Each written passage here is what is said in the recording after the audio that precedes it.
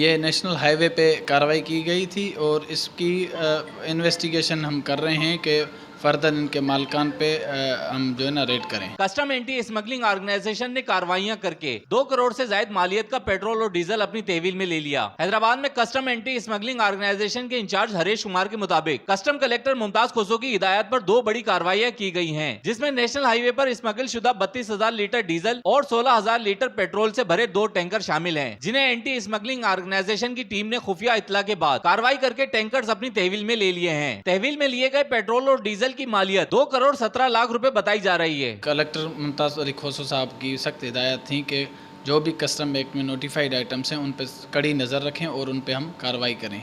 इसी सिलसिले में हमने 2 मुख्तलिफ टैंकर्स तहवील में लिए, जिनकी क्वांटिटी जो है 32,000 पेट्रोल डीज़ल है, HSD है, और 16,000 पेट्रोल है, जिनकी कुल मालियत 21.7 मिलियन है।